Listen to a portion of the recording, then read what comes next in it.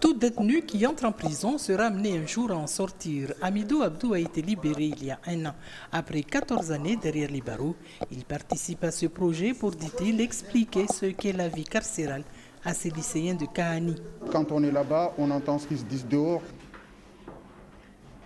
Le langage que vous utilisez souvent, ça fout la rage. Ça met en colère.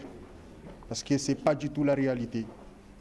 Il y a une grande différence entre ce qui se passe à l'intérieur et ce qui se dit à l'extérieur. Des élèves attentifs, sans doute surpris par le poids de ces propos. On y mange, mais comment? Juste pour ne pas mourir. En prison, on est comme un paquet. Comme un paquet qu'on a donné à quelqu'un, vous me gardez mon paquet jusqu'à ce que j'en aurai besoin. C'est tout. Vous n'avez même pas votre propre nom. On vous appelle par des numéros. Un exemple que j'aime beaucoup souvent donner, parce que ça paraît peut-être dur, mais c'est la réalité. En prison, on est comme une chèvre. Mais ouais, ça fait rire. La chèvre, on lui met la corde, on l'attache,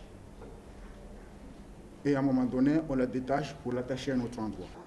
Les conditions de détention dans les établissements pénitentiaires sont de manière générale jugées mauvaises dans tous les pays du monde, avec toutefois des différences notables d'un pays à un autre.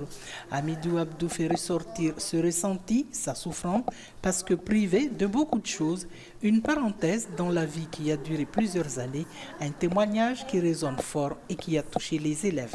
J'ai compris qu'on ne fait pas de bêtises. On fait être calme. C'est pas bien pour vivre là-bas. Et si je suis rentré là-bas, j'ai gâché ma vie. Il faut respecter la loi.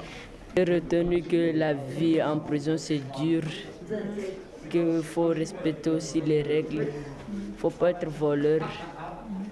Aussi si un camarade te dérange, il faut juste de le dire d'arrêter, mais pas de prendre des couteaux, de la poignarder. C'est très important pour moi, parce que vu ce que j'ai vécu à l'intérieur, je ne souhaite pas que les jeunes de Mayotte leur arrive la même chose.